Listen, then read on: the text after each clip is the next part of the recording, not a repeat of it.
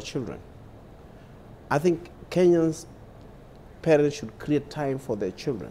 For me, I would urge for abolition of not only for the lower primary boardings, but the entire system of boarding schools. Because then why should we have boarding schools? Parents should be with their children. So let me ask you, Abdallah, do you think it's because of the way now the parents have been cultured? Because it's not just a thing whereby you're seeing in very small numbers. It's a high number of parents who are said not to be present in their child's life. And like you said, it cannot be just work.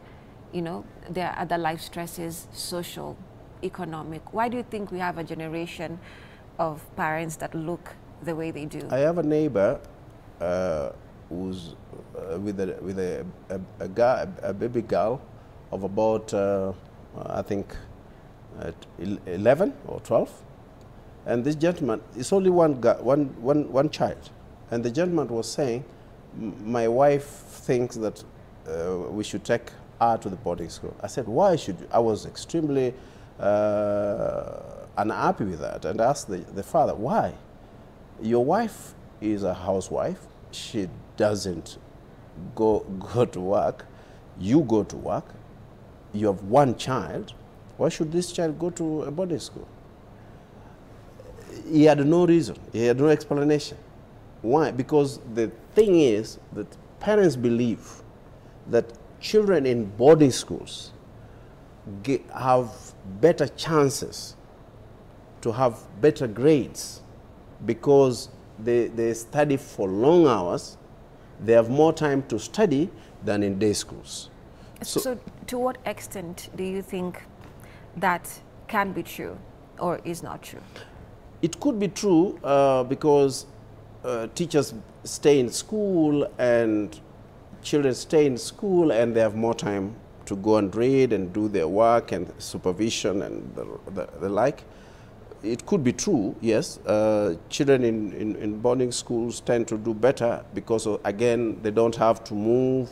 There's no distractions. Yeah, there's no the distraction, but this can be mitigated by having schools closer to the residential areas where, communities where there are so many people and you can have a school close by. It is the responsibility of the government to make sure that we have, it is in the law that school should be in the proximity where children can attend without walking long distances or even being driven to school. Mm-hmm. Those are the reasons, I think, that many parents think that their children should be in school, in boarding schools. Can you imagine, you just told me earlier that a 6 or 9-year-old child was in that school and died in that school. That is a baby to begin with. Who is going to teach your baby, the manners of life? Because teachers don't teach. They are not supposed, it is not their job to teach children, other things, including manners. Teachers are teaching subjects. If I'm an English teacher, I'm supposed to be teaching English. I'm not going to teach you social, social norms and behaviors. Probably that in social studies. But then it is the responsibility of the parents to culture their children. So if I take that small child to a boarding school, only seeing this child maybe 1 month during holiday or some few weeks, really, when am I going to have a chance to impact other aspects of life, other skills, useful skills that children need? So what can be practical, Abdallah? Because some would argue that is the ideal aspect of life, right? Ideal is you don't have to take your child when they're that young. But the reality is they're even younger, from 5-year-olds, from children who you're seeing, that their bags are too big for their bags. To carry. Yeah, but they're in boarding schools because, like I said, of different realities. And for some parents, that's the best. But this is reality created by ourselves. It's not reality born out of nature. It is reality that we, as a people in this country, have decided to create. Zambia, for example, they don't have boarding schools. And I don't think Zambians are doing lesser, or those schools, I mean, those countries in Africa with no boarding schools, I don't think they are doing lesser in terms of education because they don't have boarding schools. I mean, this is something we can do away with. Of course, I know it will be progressive. We may say in the next 10 years we can do away with it. Because if you look at the funds, even in public schools, the funds, the attention we give to national schools and boarding schools, because most of national schools are boarding schools, we put all the facilities to those schools, which means the only doctors and lawyers and I don't know what, the best that we will channel are in boarding schools and not in day schools. Because if you look now, there's a segregation. If you talk about rights, that is not an equal right to education for all. It is right for the favorables. And the favorables are those in boarding schools, and the national schools, because those are the ones that we expect to get better grades and to go to University of Nairobi to do medicine or engineering, or other sciences. And we leave other aspects of education to our children who go to day schools. So we need, or county schools, So I think we need to have a serious conversation on how do we structure a school system or education system that is fair for all. Let's take a look at the aspect of teachers. This strikes, teacher strike especially, have been happening since 1997. We've been documenting them. We were in school, came out of school, they're still happening to present day up until the schools open for this particular term.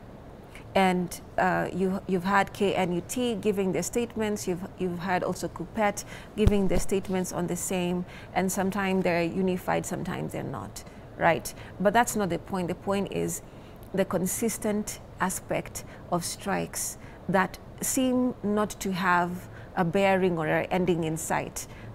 We've had different presidents over the regimes, even from the time, it was happening, saying that, they'll fix it, or, this particular subsidies will be put so that the teachers can be, relieved from particular pains. But we just, it just keeps seeming to keep giving, what it gives, which is a whole contention, and it's basically pay. So when we have something like that, and they're a very vital part of every human being or child, how can the government look at this once and for all? Yeah, this is all about resources. I think we need to put our resources where we need them most.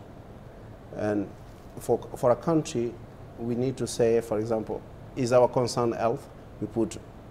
We budget heavy on health, or we budget heavy on education.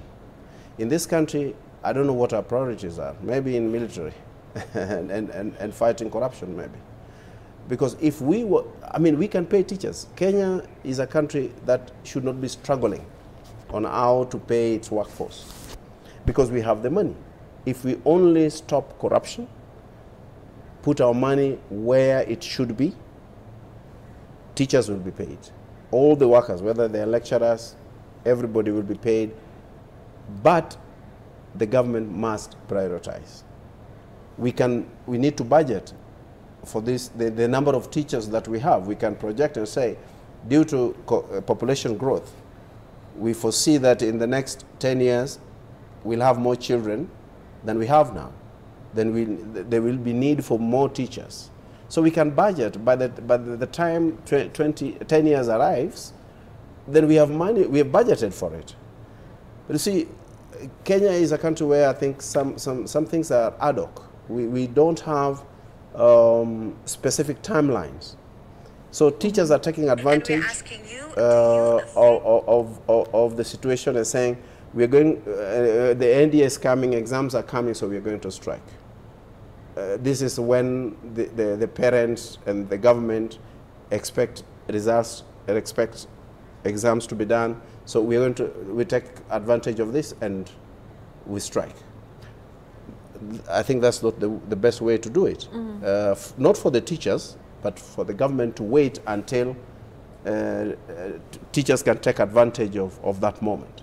So we need to prioritize, budget for our teachers. And then I also don't understand why we have a country where we don't know how much a worker should be paid. Because when you are employed, like now, you know that in 10 years, my salary would have increased, even if the position is still remaining the same. Every year there's some increment. So I think we also need a system where every year there's an increment in somebody's pay rise, so that they don't have to go and bargain, you know. I don't know what the they call it CBA. CBC. No, there's also the CBA. Oh yes, I understand. I only hear it in this country where I don't know about this. I'm not a labor expert. But it is only in this country where you hear that people are negotiating the CBA this year, and then next year, and then the other year, the coming year again, the coming president, they will be negotiating with that new government, the CBA. So we need to have a structure on how to pay or remunerate our workers, so that there's no need for people to go on strike. Where I was employed in the UN, for example, I know that there will be a pay rise at some point. I don't have to strike to raise my pay. So we need to have standardized pay system. Right. Early in the conversation, I had mentioned to you the series of fires that occurred after, the Russia, scenario, and it was almost on a level. Actually, it is on a level of audacity, if you look at it that way, because how can we have something so alarming and then the next day, it happened Thursday morning, AM into the morning, and then we have Saturday a fire, and then you have a series of other fires now that coming new week, and then up until yesterday, Saturday that is, a fire being reported at Katoloni Boys, where the children have been sent home, the boys boarding. In Andarasha, it was the boys' dome being affected. In Katoloni, we have the boys' dome also being affected, right? So one of the things that I think we also need to look at here is the pattern. And like I said, there's a level of audacity that it cannot just be happening. And from before, when the fires began all the way from 91 to date, there have been investigations. So there's a particular clear understanding on, reasons as to why these fires may be happening. And one of the biggest aspects was indiscipline, like I mentioned, aspects of, the children being afraid of doing the national exams. It was happening towards the third term, yes. But I think we've not gotten round to the cause of why, especially after something so tragic, that we can have a series of events happening in the way that they do, at the level that they're happening at. Okay, some fires are simply accidents. Probably electrical fault or a gas leak, we can say that, but some are not. Like the school fire in Russia, if you read some report says that children use candle to fight off the bed bugs, to keep to make the bed bugs go away, because they will see light for some time and they think, oh, it's day, and then these animals will not attack them. So that is out of negligence, because if the school, of course not if, the school knew that this is a problem, then they should have addressed it. Make sure that the beddings, they are clean enough for human being to sleep on them. And this is across board. I mean, if you go to where children are sleeping in our schools, it is like where the animals are supposed to sleep. Actually, our animals sleep better in our homes than our children in boarding schools. The way we treat our pets at home in this country, some of us, I would dare say that where our animals sleep in our homes are better than where our children sleep in boarding schools. Why? Because even the administration itself don't care about the well-being of those children. What administration care about is that the children are in school, the numbers, we have the numbers, They can give us results at the end of the year, and more parents can come and book in for spaces. So theirs is business is to fill up spaces, whether it is in government school or in those private schools. Everybody is competing for new numbers.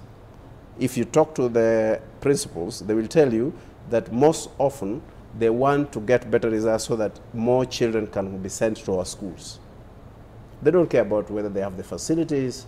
They don't care whether we have enough beds to accommodate the children or we have enough classrooms. So, but some fires are out of imitation. You will see that when a school A goes on fire today, there will be a school B next week or maybe immediately after.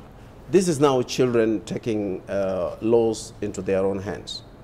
And is it now what you said earlier about them wanting to be heard? Is this yes, because, how they're saying it?